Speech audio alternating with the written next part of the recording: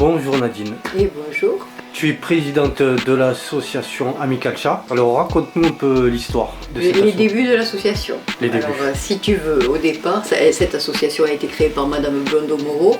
C'était une dame qui était une parisienne qui travaillait dans la haute couture et qui est arrivée à Verny-les-Bains, dans un petit village, et qui s'est pris d'amitié pour les chats errants, les chats des rues, et a envisagé les stérilisations de ces chats-là. Voilà, elle a monté sa petite asso en 1989.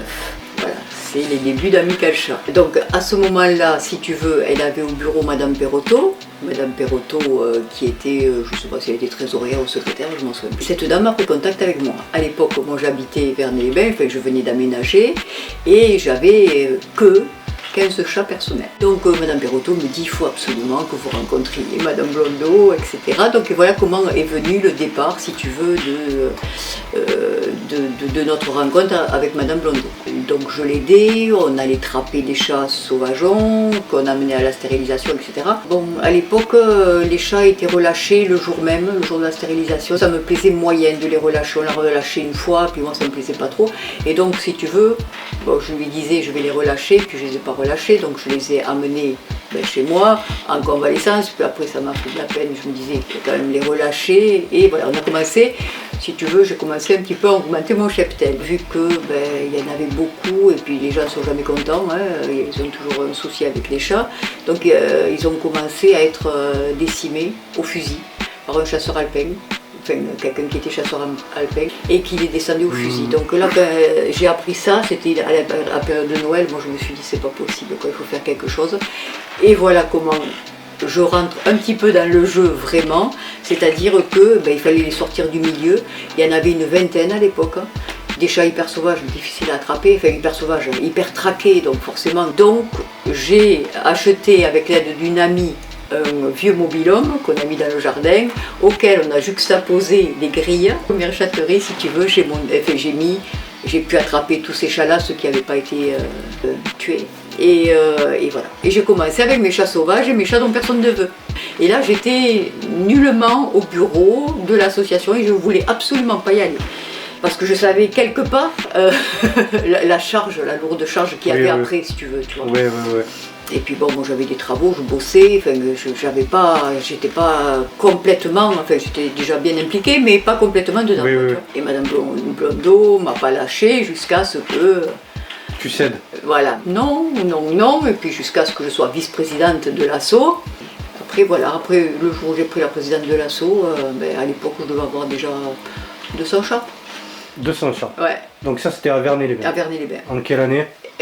Alors je suis restée à Verny-les-Bains de 89 à 2010. Et de 89 à 2010, quand je suis partie de Verny-les-Bains, j'avais 400 chats. D'accord. C'est pour ça qu'on a appelé les 400 abris, parce que 400 abris et 400 abris. Pas mal. Voilà. Voilà les débuts de l'assaut.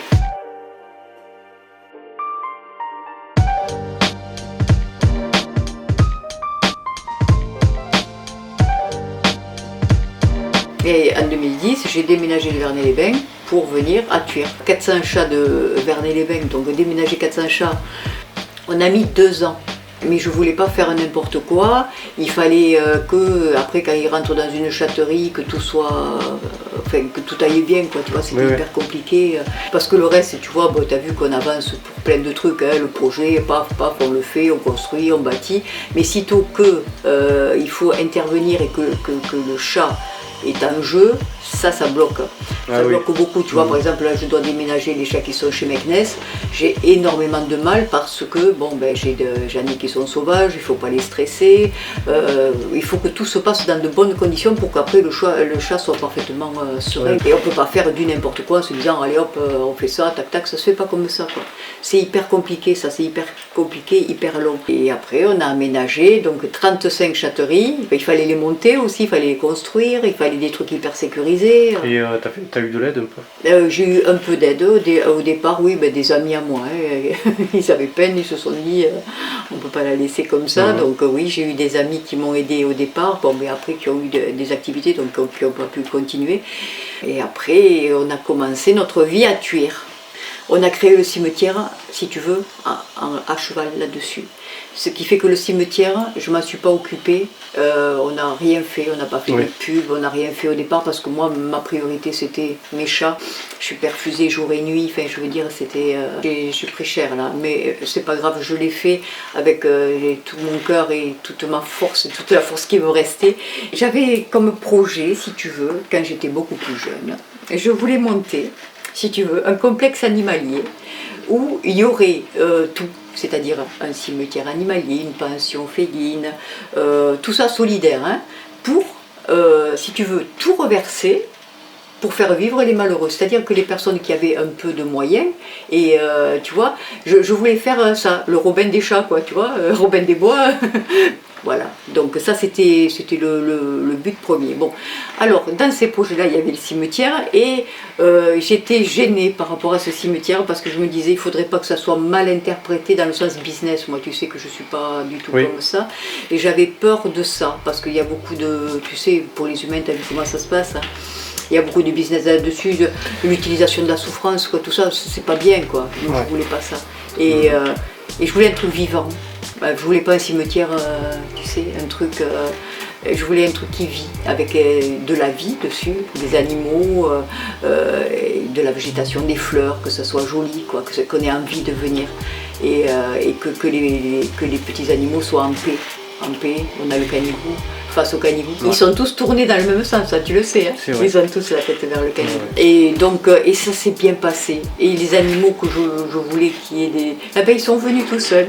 Alors on a de tout, on a des chats, des petits lapins, t'as des poules, t'as de tout, tu vois. Et c'est cette vie, t'as plein de tourterelles, et t'as la vie, quoi. Comme je te disais, là, on a le parc des Oliviers à côté. Si les personnes veulent venir pique-niquer, quand elles viennent voir leur petit trésor, c'est beau, quoi. Alors pour monter au cimetière, alors ça a été hyper compliqué aussi, ça je te l'ai raconté. Il fallait faire passer l'hydrogéologue, donc ça a eu un coût tout ça, hein. Moi j'avais vendu Vernet heureusement, donc j'ai tout réinvesti là-dedans. On a racheté les terrains d'à côté, pour pouvoir, justement, ce que je disais, parce que les personnes me disent pour combien de temps les animaux sont enfouis. J'ai dit, mais pour tout le temps, quoi. Je veux dire, on ne va pas déterrer des animaux pour en mettre d'autres. Je voulais quelque chose de cohérent, enfin, qui va bien avec notre politique, une politique de respect et d'amour des animaux et des personnes qui les aiment. Tu vois, ça peut pas être un business. Enfin, pour moi, ça peut pas être un business. Non. Voilà, si tu fais un business de ça, ben oui, ça va marcher sur des gens qui ont de l'argent. Mais moi, je veux m'adresser à tout le monde, et justement aux personnes qui ont déjà lâché 1000 ou 2000 euros chez le vétérinaire. Et après, tu vas leur dire quoi? Tu vas leur dire, ah ben il y en a pour 1000 euros, 600 euros de cercueil. Non, c'est pas possible, quoi. C'est familial, comme le reste, comme le refuge. C'est dans cet esprit-là, si tu veux. Il faut que ça continue comme ça. Que j'ai la relève aussi, parce que là, ça c'est une autre paire de manches, hein. Oh la vache. Voilà.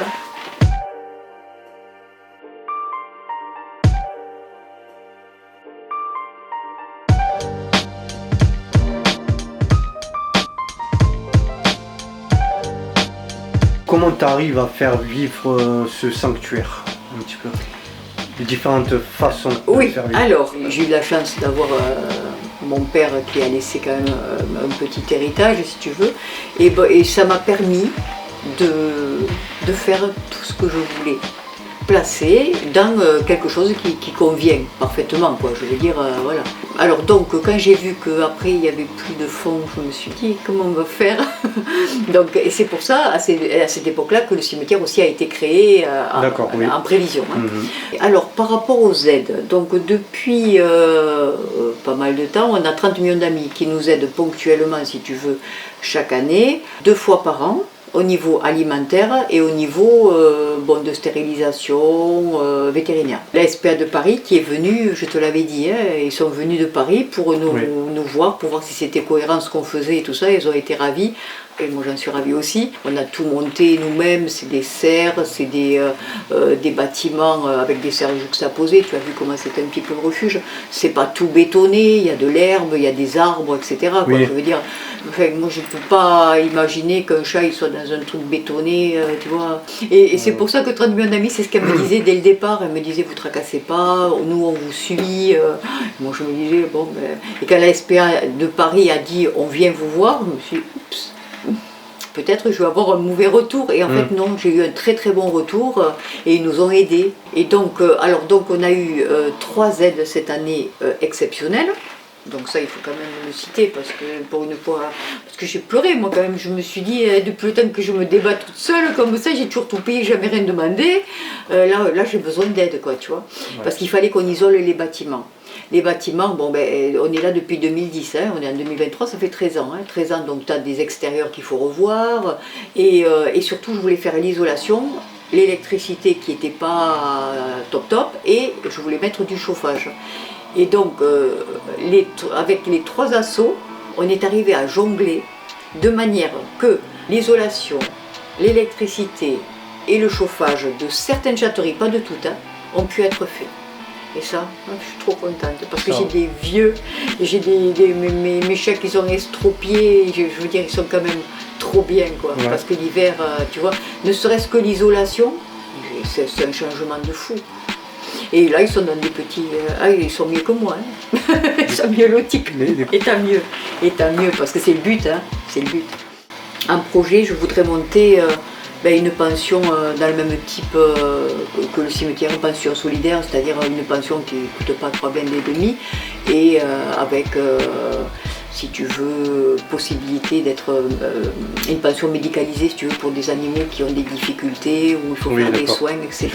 Ouais. Voilà. Bon, et puis il y a le dernier projet, mais celui-là, ça sera avant de partir. Celui-là, on en reparlera. Le tout, c'est que, oui, et moi je suis motivée, j'ai la niaque et j'ai la passion, j'ai tout ce que tu veux, je voudrais que ça suive, quoi. Et c'est vrai que c'est difficile à tirer tout ça, parce que tout le monde... Ah, c'est mon rêve, oui c'est ton rêve, viens une journée avec moi et on va voir si c'est ton rêve. Et je veux dire, il faut se dire que c'est tous les jours. C'est tous les jours, tu n'as pas de vacances, tu ne peux pas te dire je vais aux Bahamas, c'est partir pas longtemps. Et là je me dis j'espère qu'il ne va pas se passer ça ou ça ou ça, tu vois, tu as la responsabilité quand même. Et en plus, bon, on a des chats vieillissants, on a des chats à pathologie, des chats, tu vois, difficiles. Et après, on voit avec les aides des fondations, on essaye de jongler, on fait des collectes alimentaires, ça tu le sais, dans les magasins. Après, voilà, et après, on se débrouille, hein, parce que les commandes de croquettes, hein, c'est 2000 €, hein, donc, ouais. Ça part vite. Ça part très vite. Mais bon, je te dis, il vaut mieux donner des bonnes croquettes et avoir un chat en bonne santé, plutôt qu'après d'aller courir chez le vétérinaire ou de plomber les reins, ça sert à rien, quoi. Tu vois. L'un dans l'autre, il vaut mieux. Voilà. Et tous les jours, ils ont de la pâtée humide aussi, parce que vu que j'ai mes petits vieux. Et ça me permet aussi, avec la pâtée humide, de voir tous mes chats et voir s'ils sont en bonne santé, s'il n'y a pas un problème sur l'un ou sur l'autre. Écoute, moi je suis préparatrice en pharmacie, ça m'a aidé par rapport aux médicaments, par rapport au dosage, si tu veux, tu vois, par rapport aux correspondances aux produits humains, aux produits vétérinaires, enfin, les principes actifs, etc. Bon, ça aide. Merci Nadine. Merci à toi Youssef. Petit entretien. Écoute, ça me Je te souhaite longue vie et... merci. Et courage. Oui, courage. Force et courage. Force et courage. Voilà.